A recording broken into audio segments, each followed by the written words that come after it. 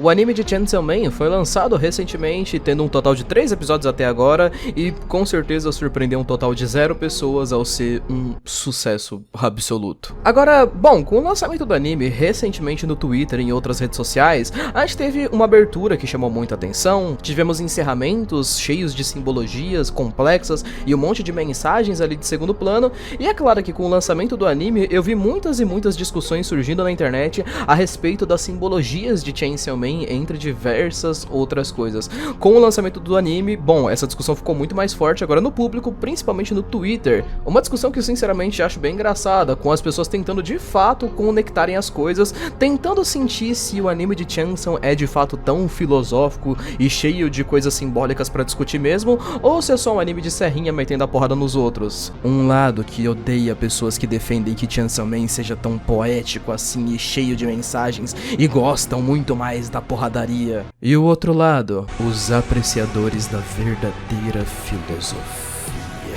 Tá bom, eu exagerei um pouquinho. Mas, diga-se de passagem, eu não posso mentir. Eu criei esse canal inicialmente com o intuito de falar de alguns animes que eu gosto, e com certeza um dos meus animes favoritos é Chainsaw Man, justamente por conta das simbologias em si. E se você acha que não tem tantas, bom, deixa eu tentar te convencer do contrário desse vídeo aqui. Eu já fiz um vídeo especificamente falando sobre a máquina de Chainsaw Man em si, onde eu falei um pouco sobre algumas simbologias dela, mas eu acho que a grande maioria das simbologias da personagem tá diretamente conectada com Denji. Então, eu pensei em fazer um vídeo sobre a simbologia dos dois personagens juntos e como isso enriquece muito a história da obra. Então, vamos falar sobre a psicologia do Denji e da Makima hoje, certo?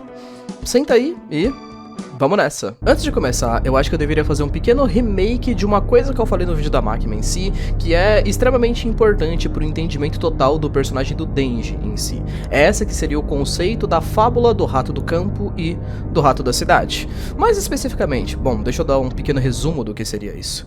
Se você pudesse escolher, quem você seria? Um rato do campo ou um rato da cidade? O rato do campo vive uma vida tranquila e sem muitas preocupações, mas ele não come a melhor das comidas, ele não é rico e ele basicamente não tem uma vida de luxo, enquanto que o rato da cidade tem essa vida de luxo, ele tem dinheiro, mas vive uma vida corrida e muito mais estressante. Esse seria o conceito. Você prefere ser pobre e ter paz, ou você prefere ser rico e não ter uma vida com tanta paz assim? Essa fábula é extremamente importante para falar sobre o personagem do Denji, porque, bom, quem é Denji? Denji é o protagonista da história de Chainsaw Man e é uma pessoa que faz total jus à palavra de o homem mais azarado do planeta Terra. Denji, necessariamente dizendo, tem o pior dos dois mundos, do rato do campo e do rato da cidade, visto que ele tem a pior das vidas, né? Ele vive uma vida extremamente estressante. Pra quem viu o anime já deve ter sacado a ideia. No primeiro episódio nós vemos que Denji tem uma dívida gigantesca e mesmo vendendo partes do seu corpo, trabalhando em um emprego legal, ele mal tem o que comer em casa. Ele não consegue pagar nem as bordinhas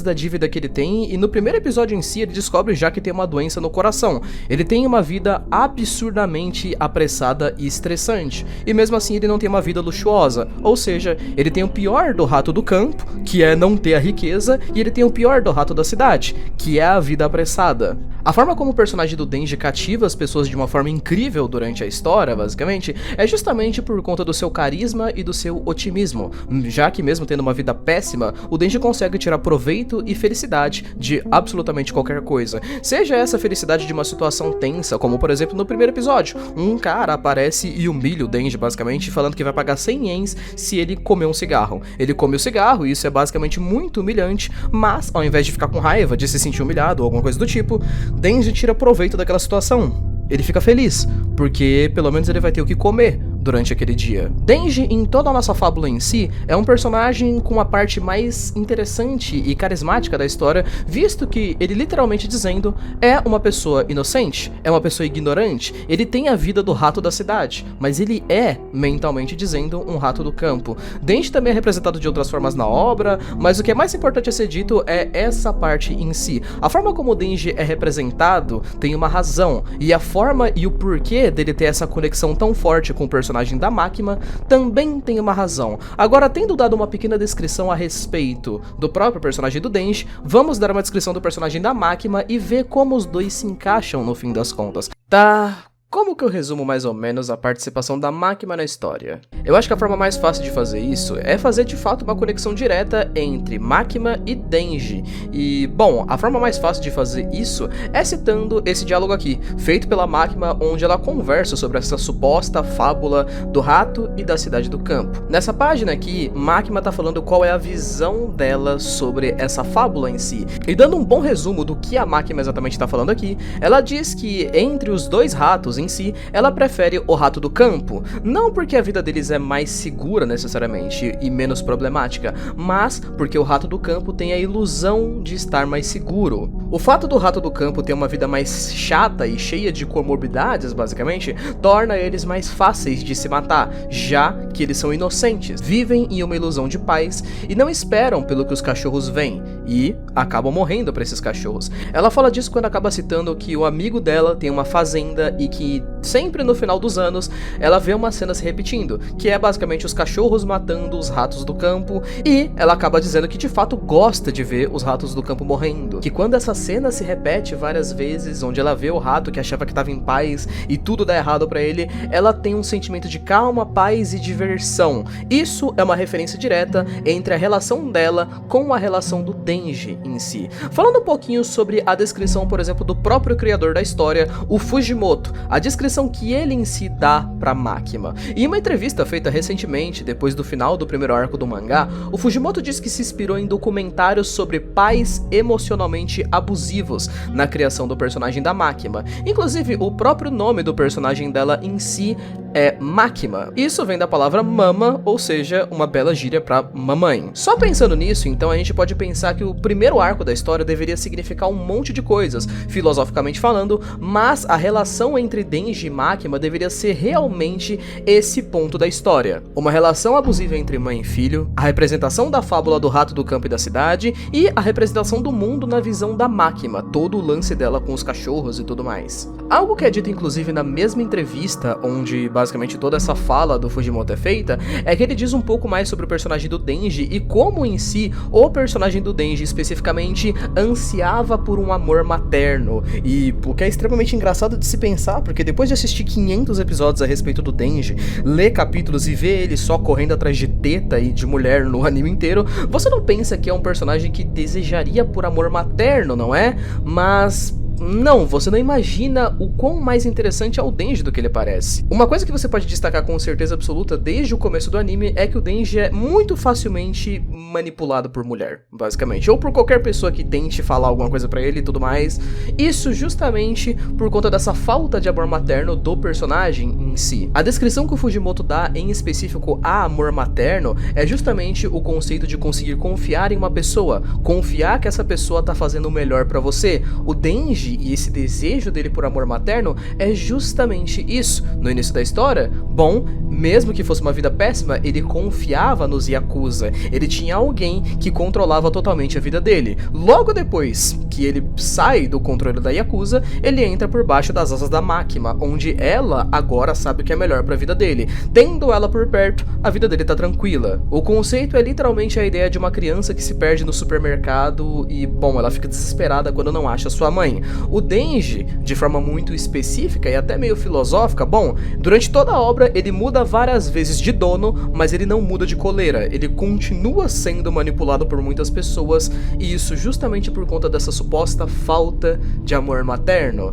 Bem bacana de se pensar, né? E se vocês lerem a obra mais de uma vez, vão começar a perceber as nuances. Ah, uma coisa que vale destacar inclusive sobre o que foi explicado, o fato do Denji inclusive enxergar a Makima de um jeito meio sexualizado é uma reação instintiva para um moleque de 16 anos, ok? Antes que vocês perguntem, essa foi a resposta do próprio Fujimoto em si. Agora sim, vamos continuar. Uma outra cena interessante para se destacar é essa daqui, quando a Makima chama pelo Chainsaw Man e o Denji se transforma no verdadeiro Chainsaw Man pela primeira vez. A transformação dele é super engraçada pela forma como ela acontece. Um pedaço do intestino do Denji sai da barriga dele e enforca o pescoço dele. Isso daqui simula um cordão umbilical, representando pela parte do Denji essa rejeição maternal que ele deveria ter. A Makima também tem poderes que funcionam exatamente da mesma forma. Se vocês prestarem atenção, as correntes que ela usa para controlarem as pessoas saem do útero, reforçando novamente essa ideia de maternidade. Mas claro, é bacana lembrar que no fim, tudo isso é falso. Makima não consegue considerar as pessoas verdadeiramente como pessoas, já que ninguém nunca amou ela de verdade. Então, pega o personagem do Aki, por exemplo, que já apareceu atualmente no anime. Ele é uma ótima representação disso, visto que ele é apaixonado pela Makima, mas ele não faz a menor ideia do porquê ele é apaixonado pela Makima. Todos os personagens que gostam da Makima, se você for perceber, eles gostam dela por motivos vazios, geralmente porque ela mesma fez com que as pessoas se apaixonassem por ela. Existe um capítulo em específico até, onde ela traz pessoas de volta à vida, cadáveres que já morreram antes, mas que agora ficam competindo romanticamente por ela. É extremamente triste e vazio se você for pensar nesse tipo de relação. Então, se a gente for parar pra pensar, a forma como Makima e Denji se conectam é tudo a respeito dessa estranha e esquisita relação onde a Makima vê tudo o que ela precisa no Chainsaw Man em si e não no Denji. Justamente por isso o sentimento de traição que o Denji sente no final da obra é tão grande, enquanto que o Denji tem uma sensação de necessidade em específico da personagem da Makima. Antes de terminar o vídeo, acho que uma última cena pra poder citar, pra deixar um gostinho pra vocês, é a cena que aparece em um dos capítulos extras de Chainsaw Man, onde Denji e Makima estão assistindo um filme. Teoricamente, esse deveria ser um filme ruim, onde os dois personagens choram. O Denji fica emocionado por uma cena de abraço, mesmo que ele saiba que é uma cena clichê, porque ele vê personagens tendo uma relação de afeto. O abraço que tá rolando ali é um abraço de verdade, é um abraço de duas pessoas que se amam, e isso emociona o Denji por ele nunca ter recebido isso. Nesse ponto, inclusive, ele é até muito parecido com a Makima, que também chora nesse momento do filme. E é interessante a gente pensar que a Makima chora nesse momento do filme por ser uma pessoa solitária. Por mais que ela fale que trate humanos como cachorros, a gente ainda tem até mesmo aquela famosa cena onde o Denji vai na casa da Makima e a gente vê que a Makima tem um monte de cachorros na casa. Mesmo assim, ainda é uma casa extremamente solitária. Não, parece que ela se cerca apenas de ilusões, de pessoas que basicamente, entre aspas, amam ela, mas nunca uma relação de afeto de verdade, já que os dois personagens nunca conseguiram tudo isso. E a parte mais poética de tudo é que no final, depois de morta basicamente, né, depois do final do primeiro arco, a Makima, o demônio do controle, é transformada na Nayuta, e no fim do tudo, o Denji, que tinha a Makima como uma figura materna, ele acaba se tornando uma figura paterna pra Nayuta. Poético pra caramba, né?